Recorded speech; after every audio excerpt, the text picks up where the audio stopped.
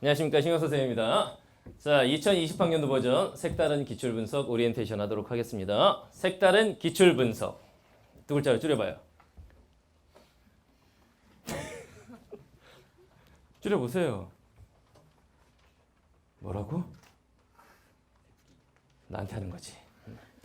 색다른 기출분석 뭐 여러 가지 제목이 있었는데 이게 딱 마음에 들더라고. 기출분석 뭔가 다르게. 근데 지어놓고 보니까 앞단어를 딱 따니까 좀 그래.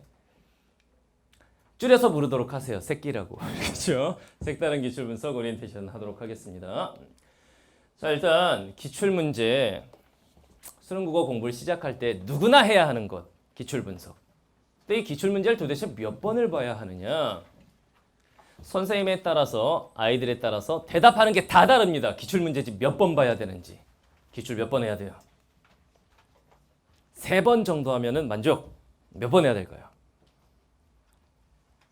3번 정도. 보편적으로는 보통 3번 정도라는 것 같은데 선택지가 쭉 있죠. 선생님 1번 아닙니까? 기출문제 빵번. 공부하지 마세요. 수험생활 시작하는 즉시 기출분석은 바로 들어가야 돼. 알겠죠? 최소한 한 번은 해야 되는데 선생님 생각은 조금 달라요. 이렇게. 제대로 기출분석을 할 수 있다면은 한 번이면 된다. 보통 애들이 어느 정도를 보냐면은 3번 정도를 보통 봐요. 참 답답한 건 이런 게 있어. 어떤 애는 마달 이런 책을 삽니다. 열심히 풀어요. 막 겨울방학 때. 그러고 나서 나중에 한 6월달 평가원에서 보고 나면은 이번에는 마더텅 이런 걸 삽니다. 막 열심히 풀어요. 그리고 수능 보기 직전에 시리얼 막 이런 걸 삽니다. 그 열심히 풀어요. 그거 다 같은 문제야. 다 기출 문제집이니까 그 안에 들어있는 문제집이 다 문제가 똑같은 거 아니야. 해설은 좀 다를 수 있어도 그런 식으로 몇 회독 회독에 집착하지 말라. 그런 게 중요한 게 아니라 제대로 분석적으로 한번 본다면 한 번이면 충분하다. 그 컨셉으로 만든 강의가 이 강의입니다. 알겠죠? 물론 경우에 따라서는 수험생활 시작할 때 한번 보고 공부의 틀 잡고 그 다음에 수능 보기 직전에 기출문제를 다시 한번 보는, 그래서 2번을 보는 이것도 좋지만 일단 기본적인 목표는 한 번으로 끝내는 거. 대신 제대로 봐야 되겠지. 진짜 미련한 애들은 이제 지문하고 딱 보기만 해도 이 문제 답 몇 번이었는데 이게 기억이 나. 근데도 기출분석 몇 회도 하라고 하니까 그냥 해 의미 없이. 그런 짓은 하지 말아야겠다 최소한. 알겠죠? 자, 기출분석은 왜 해야 될까요? 왜 기출문제를 풀어야 할까요? 이런 고민도 안 하고 그냥 공부하시면 안 된다고. 내가 기출문제집을 봐, 마다를 보든 뭘 보든 나는 도대체 이 책을 왜 보는 것이냐에 대해서 고민을 좀 해보란 얘기입니다. 아, 이거 뭐자? 기출문제집 왜 푸는 거야? 그냥 생각하는 대로 얘기해봐요. 왜 풀어요? 수능 시험을 봐야 되니까 기출문제집을 안 풀어도 수능 볼 자격은 줘요. 기출문제 풀었는가? 안 풀었습니다. 그렇다면 넌 수능을 볼 수가 없다. 이러지 않는단 말이야. 이 문제는 뭐냐면 이런 거에 대해서 생각을 안 해본다고. 봐요. 보통 애들한테 물어보면 선생님들이 다 기출문제집이 중요하대요. 또는 기출지문 공부해야 되거든요. 이렇게 대답을 하는데 맹목적으로 푸는 거 아니야? 이런 거는. 이게 아니죠. 답은 요거겠지. 일단 제대로 된 학습 방향 설정하려고, 그리고 지문의 구성이 어떻게 출제되는지를 파악하려고, 그 다음 문제 유형별로 이런 유형은 이렇게, 이런 유형은 이렇게, 그걸 파악하기 위해서. 여기서 잘 봐야 되는 건 지문의 내용을 분석하기 위해서가 아니지. 왜냐면 최근 5년 안에 출제됐던 그 지문은 니네가 볼 수능에는 안 나옵니다. 근데 애들은 내용을 막 1문단 요약 정리 막 하고 2문단 요약 정리하고 이거 이런 내용이었구나 막 이래요. 그 지문 안 나옵니다. 그러니까 내용을 파헤치는 공부가 기출분석의 목표가 아니란 얘기야. 무슨 말인지 알겠죠? 결과적으로는 이 3, 4, 5번에 해당하는 이거야. 지문의 구성이 어떻게 되는지, 그리고 문제 유형은 어떻게 출제되는지, 그걸 바탕으로 학습 방향을 설정하기 위해서 여러분들은 기출문제집을 푸시는 겁니다. 알겠죠? 이 방향으로 생각하면 되겠어요. 자, 기출분석 이런 식으로 공부하면 쌍망한다 라는 거 보통 애들이 이렇게 풀거든. 기출문제집. 일단 첫 번째 문제를 풀죠. 일단 풀어요. 문제 유형별 풀이법이고 나발이고 없어. 일단 풀어. 그 다음에 이제 문제 풀고 나면 뭐 해요? 채점하겠죠. 채점을 해요. 야, 6문제 중에 5개를 틀렸네. 막 이러면서 채점을 합니다. 그러고 나서 이제 뭐 해요? 답안지 봐야죠. 틀린 거 해설지 쫙 보면서 아이고 이래갖고 답이 이거구만 이러고 넘어갑니다. 하지마 이렇게 공부할 거면. 기출문제집을 이런 식으로 본 친구들이 굉장히 많습니다. 아무짝에도 쓸모가 없어요. 이렇게 되는 거야. 알겠죠? 그럼 어떤 식으로 기출문제집을 풀어야 되느냐? 이렇게 하시면 됩니다. 일단 첫 번째 문제는 똑같이 풉니다. 이렇게 푸는 거야. 문제 풀고 나서 63분이 걸렸는데 점수는 91점이 나왔군. 뭐 이런 식으로 풉니다. 그 다음에 이제 틀린 문제와 관련해서 지문에서 근거 찾기를 합니다. 이런 식으로. 얘 문제 틀린 게 뭐 어디 있었겠지 1번이나. 그러면 이것과 관련해서 지문에서 답의 근거 찾기를 스스로 하시는 거예요. 국어 영역 이건 모든 선생님들이 인정하는 거야. 모든 문제의 답은 지문 속에 있다. 이 얘기를 오해하시면 안 됩니다. 이 선택지에 있는 걸 지문에서 그 말을 그대로 찾으라고 그대로 안 써 있어. 요즘에는 추론형 문제들이 많아가지고 이와 관련해서 이 문제가 출제됐는데 이 문제의 답이 되려면 이 부분과 연관지어서 생각해야 된다. 이런 것들이죠. 그런 답의 근거 찾기를 스스로 하셔야 됩니다. 그 다음에 이제 지문 분석 정리도 스스로 한번 해보시는 거예요. 선생님들이 막 소재, 주제 써주는 거 받아 적을 생각하지 말고 이런 식으로 본인이 스스로 지문 분석 정리를 해보시는 거예요. 이게 완성형 기출 분석이에요. 이렇게. 앞으로 여러분들의 책은 이렇게 돼 있을 거야. 자동으로. 수업을 듣다 보면 자동으로 책이 다 이렇게 돼 있을 거예요. 알겠죠? 이렇게 가르칠 거고 여러분들도 이렇게 따라오시면 되겠습니다. 이런 식으로 공부를 하면 기출 분석 한 번으로 끝낼 수 있다라는 거야. 알겠죠? 자, 이 강의의 목표는 이겁니다. 수능 기출 분석 철저하게 제대로 된 방법으로 해서 전 영역의 국어 학습법 확립하는 거.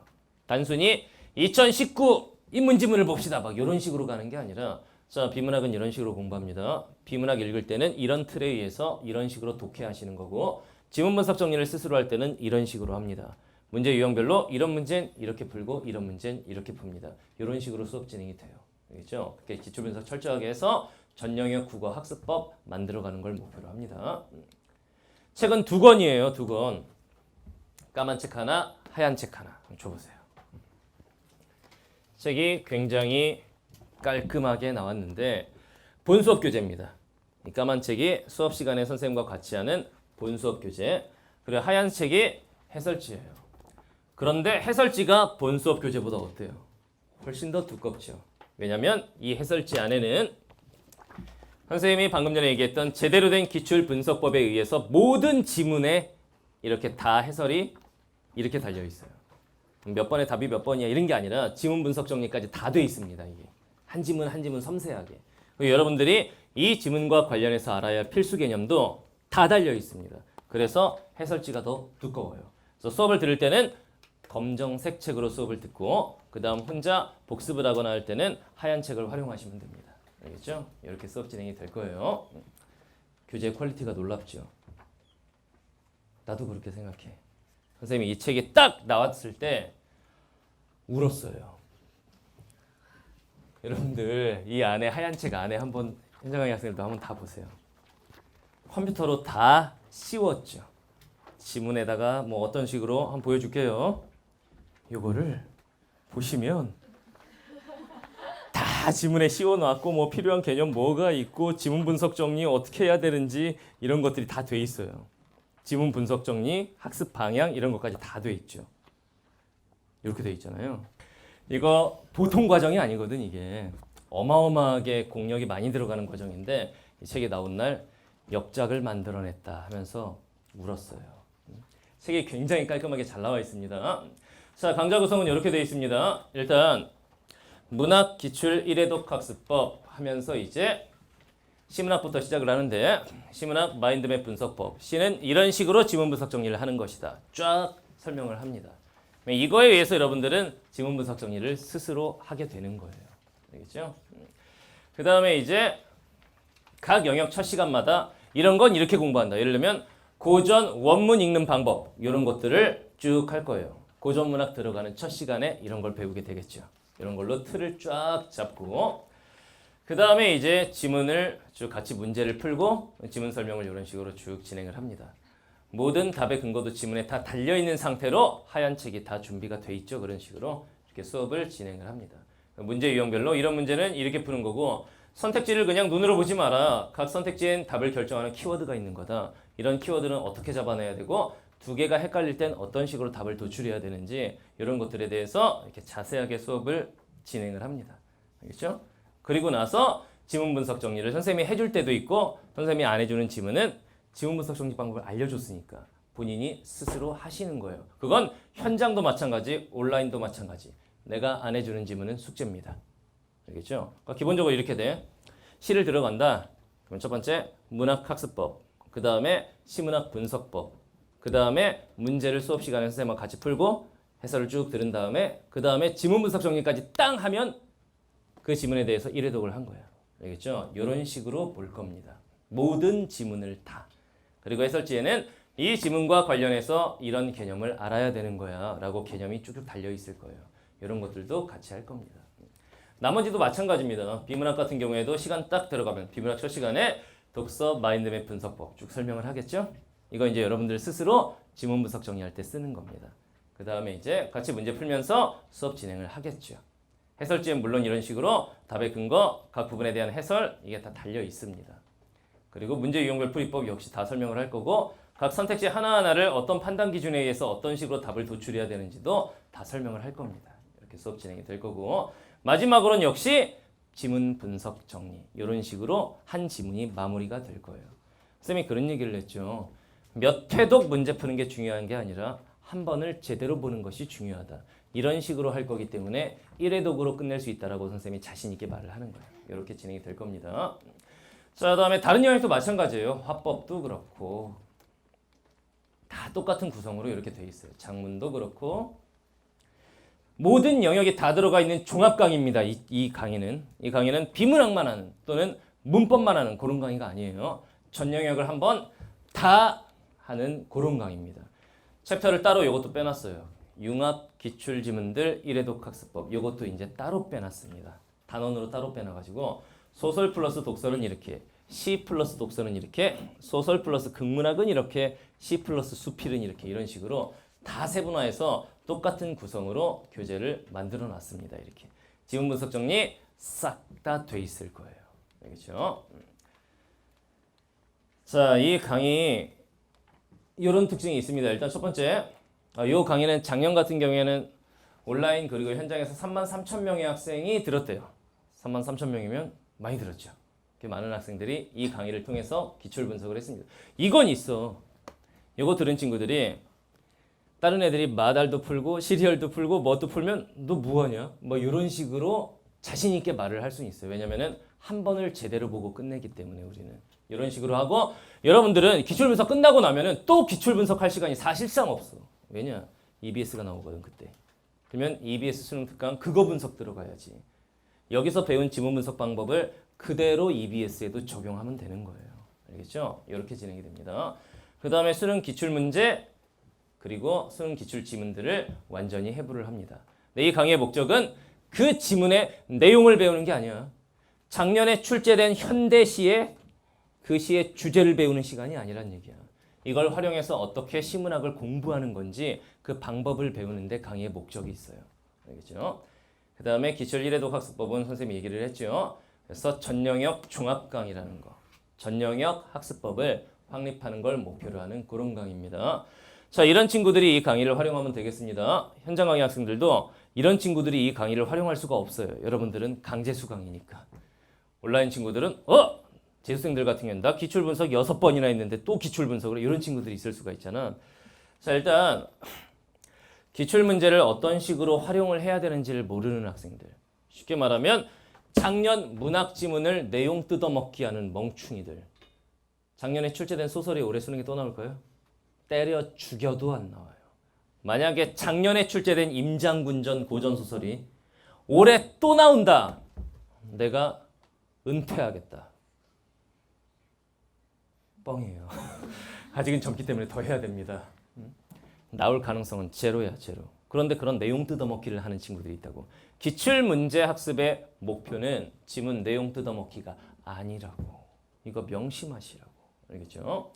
그 다음 두 번째, 기출 분석을 제대로 해본 적이 없는 친구들. 예를 들면 마달이 됐든 시리얼이 됐든 뭐가 됐든 기출 문제집 한 번 돌린 사람. 저기 한 명 있어요. 그러니까 여러분들이 수강 대상이란 얘기야. 여러분들이 이제 제대로 국어 공부 시작하는 학생들이니까. 알겠죠? 자, 다음 세 번째. 자신의 주관적인 생각으로. 이건 뭔 소리냐면 이런 애들 있죠. 지문 쫙 읽어. 그 다음 머릿속에 남아있는 잔상에 의존해서 답을 쓰는 친구들. 그러면은 국어영역은 참 이런 경우가 많아. 수학은 사실 모의고사를 딱 보고 나면은 몇 개 정도 틀렸겠다. 몇 점 정도 나오겠다. 대강 감이 오죠. 근데 국어영역은 진짜 잘하는 애들은 국어도 이래. 딱 보고 나서 예를 들면 내 조교. 국어 천재적인 조교가 하나 있는데 걔도 이제 평가원 모의고사나 모의고사 나올 때마다 푼단 말이야. 걔한테 시간 재고 딱 풀라고 한 다음에 너 몇 개 틀린 거 같냐? 그러면 선생님 이거 2개는 틀린 거 같은데요? 채점해 보면 진짜 2개. 이렇게 되는데 보통 아이들은 이제 국어영역을 일단 어떻게 생각하냐면 시간 안에 끝까지 다 풀었으면 야, 잘 본 거 같은데 이래요. 채점하다 보면 막 틀려.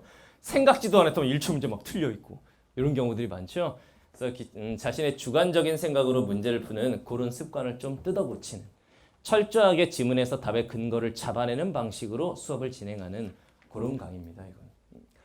자, 그래서 이제 기출 분석 1회독 색다른 기출 분석 강의 OT는 여기서 마치도록 하고 우리는 현장 강의 그리고 온라인 강의가 동시에 진행이 됩니다. 현장감 있게 수업을 진행을 할 거고 예습, 복습, 그 다음 뭐 이런 걸 어떻게 해야 되느냐 그거는 1강에서 설명하도록 하겠습니다. OT는 여기서 마치고 본수업에서 봅시다.